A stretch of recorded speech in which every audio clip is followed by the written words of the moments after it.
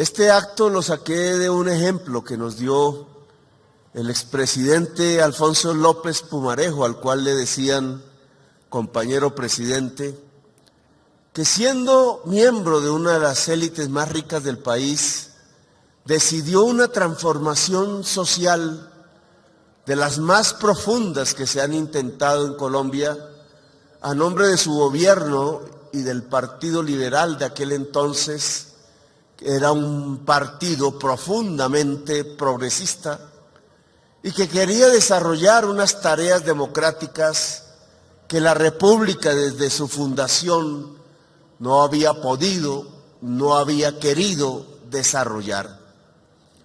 Lo hundieron en medio de la violencia.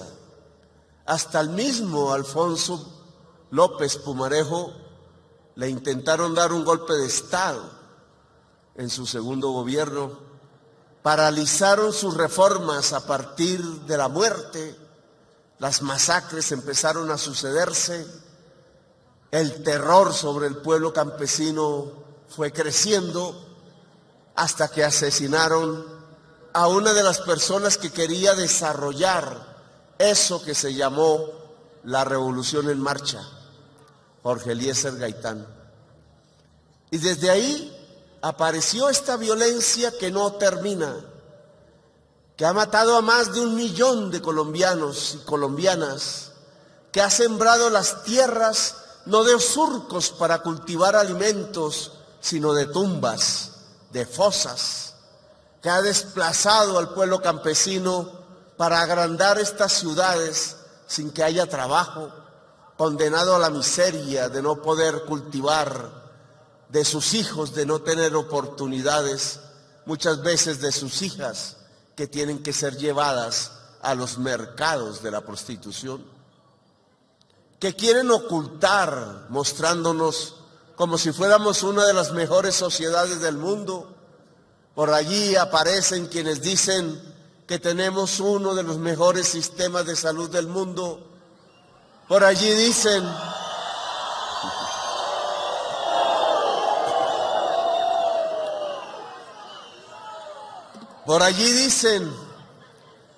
que si se mejora la jornada laboral, que si se colocan mayores criterios de dignificación del trabajo en Colombia, entonces se volverá tan costoso el trabajo que el empresario no tomará más puestos de trabajo y al contrario botará a las calles los trabajadores que ahora tienen. Mentiras. Un empresario no puede tener ganancias si no hay trabajadores. Así de simple.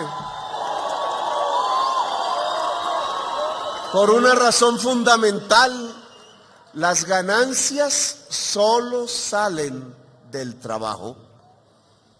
Esa es una ley económica en el capitalismo, estudiada desde hace siglos, aunque se intenta ocultar, aparece una y otra vez. No hay forma de conseguir ganancias que no sea a través del trabajo directo de los productores y las productoras de Colombia o de cualquier otro lugar del país. Allí están las marcas de lo que está pasando hoy. Aquí se cree que una reforma social libertaria hay que detenerla porque implica extradición, porque implica expropiación, que hay que indemnizar porque se considera que los seres humanos son propiedad privada de otros. Tamaño despropósito quedó grabada en las mentes de las élites que desde entonces gobernaron a Colombia hasta el presente, hasta que el pueblo de nuevo triunfó.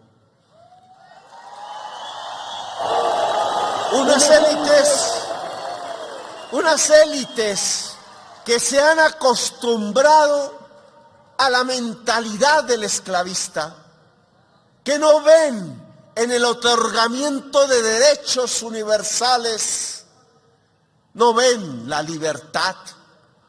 Al contrario, como si la mente se hubiese invertido, se hubiera puesto de cabeza. Creen que entre más derechos se le entregue al pueblo, menos libertad hay. Ya no creen sino en una libertad recortada que no es más que la de aquellos que puedan comprar lo que quieran y aquí aquellos que puedan vender lo que se les dé la gana. Y las mayorías fueron quedando aisladas, excluidas. Y pasaron las décadas y vino la violencia y a las mayorías las acobardaron, las silenciaron a punta de matar la gente, a punta de aterrorizarla, a punta de enterrarla en la fosa común o desplazarla de su tierra. Nosotros hemos tratado de cumplir esa directriz del pueblo, que se expresó en las urnas, que supo entender que era el momento de dejar la barricada para ir por millones a las urnas, porque allí era donde verdaderamente se podía cambiar la historia de Colombia. Pegarle tierra al campesinado,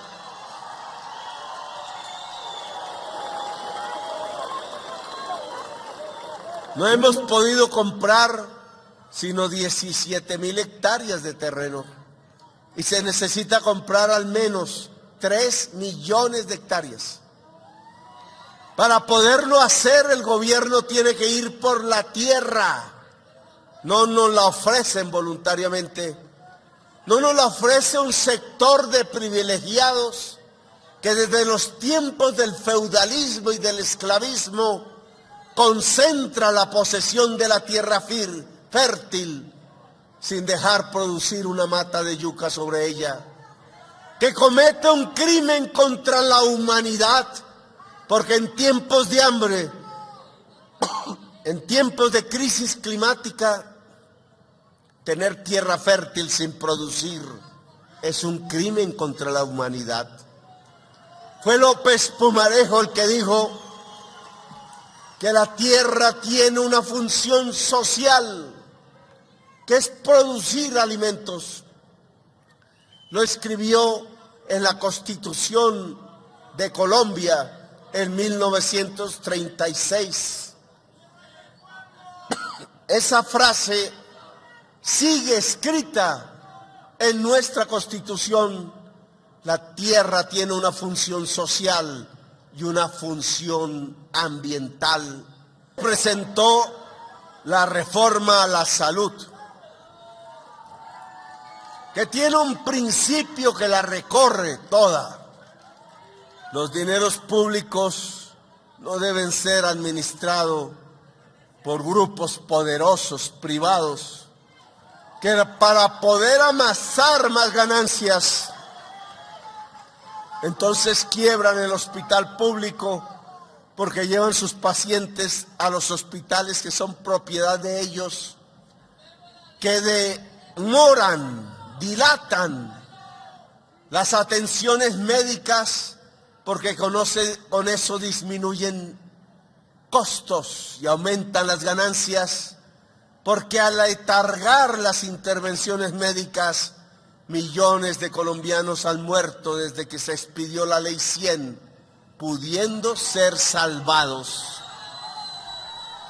Por eso que mentirosa las frases aquellas que repiten una y otra vez los medios de comunicación, diciéndole al pueblo que tenemos uno de los mejores sistemas de salud del mundo. ¡Qué gran mentira! ¡Qué manera de engañar!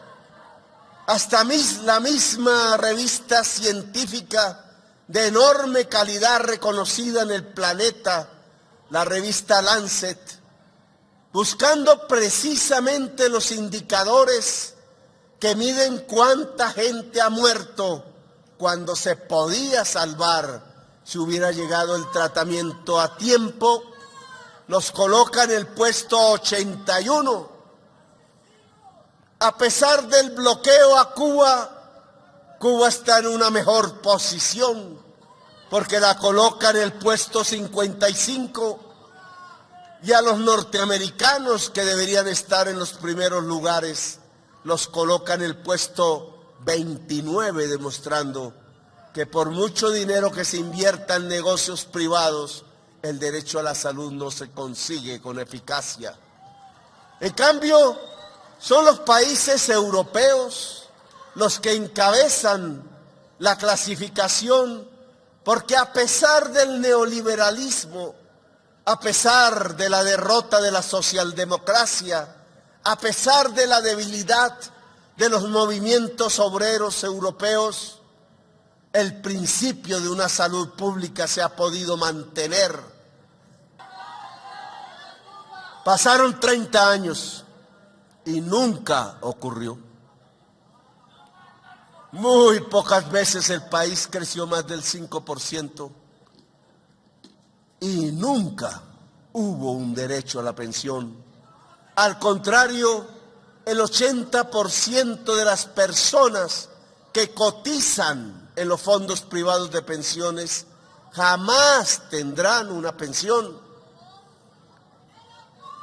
porque no tienen las semanas suficientes, porque los despiden una y otra vez, porque solo los contratan a través de la prestación de servicios en contratos civiles sin derechos laborales, y porque su nivel de salario es tan pequeño que no logran ahorrar lo suficiente para garantizar en sus cuentas los números para que sea posible el pago de la pensión por parte del banquero.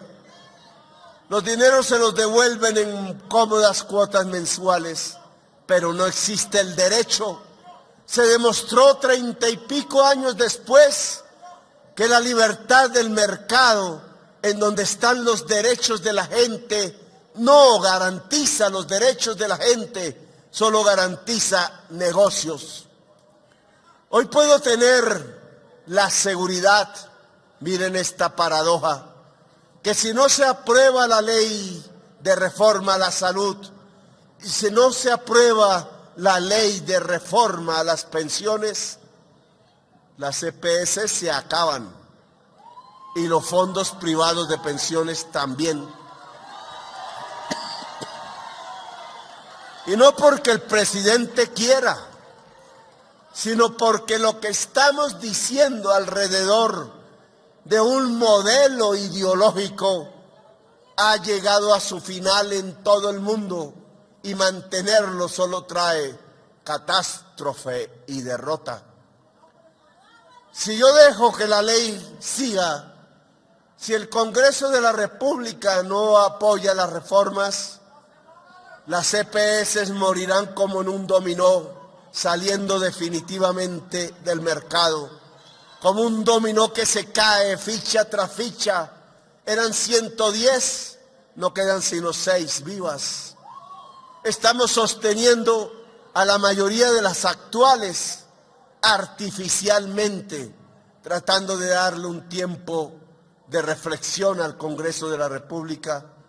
Pero si no hay ley, esas EPS quebrarán y sus afiliados irán a las que sobrevivan, y ese número de afiliados, que son ya 7 millones, hará que se derrumben las que quedan.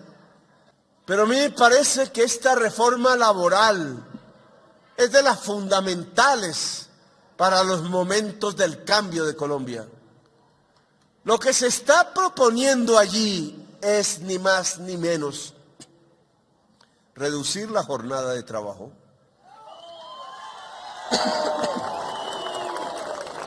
una lucha que dio origen a este día, una lucha de obreros norteamericanos, las mayorías inmigrantes en esa época de Irlanda, de Italia, obreros que se levantaron allá en los Estados Unidos y que fueron asesinados porque no querían ver que el pueblo trabajador levantara la bandera de la dignidad. Eso que fundó este día era una lucha por la jornada laboral de 8 horas. Había ocurrido luchas anteriores, por ejemplo, la de reducir la jornada a 10 horas en Inglaterra, que levantó la mayor insurrección obrera del país cuna del capitalismo, cuyos efectos aún se recuerdan y se hacen como luchas obreras del presente. Esas luchas iban todas por ganar más tiempo libre.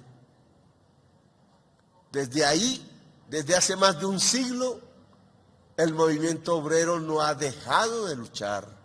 Unas veces muy fuerte, otras más débil, unas veces en ofensiva, otras en defensiva. Pero esto que se ha planteado en la reforma laboral, que es reducir la jornada laboral, haciendo que la jornada extra pague más salario, por ese camino, por recuperar las bonificaciones de las horas extras, por recuperar la estabilidad laboral, por encarecer que un trabajador sea despedido sin justa causa, por lograr reemplazar los contratos basura, que llaman contratos de prestación de servicios, por contratos laborales, de lograr que el sindicalismo vuelva a coger la fuerza en función del derecho del pueblo trabajador. No hemos dejado la bandera de la concertación. Claro que siempre estamos dispuestos a hablar. Claro que en cuestiones justas podemos ceder si estamos equivocados, o podemos encontrar las nuevas fórmulas que quizás nuestra mente y nuestro espíritu aún no encuentran. No estamos alejados del diálogo, porque el diálogo es lo único que distingue al ser humano del animal. Dialogar es de humanos, y este gobierno es de una Colombia humana. Pueblo trabajador, los invito a estar en la primera línea de la lucha por las transformaciones de Colombia. Los invito a estar en la vanguardia del progresismo de este país. Los invito a estar en la vanguardia de la historia de Colombia. Bienvenidos sean, ni un paso atrás, siempre adelante. Gracias, muy amables por haberme escuchado.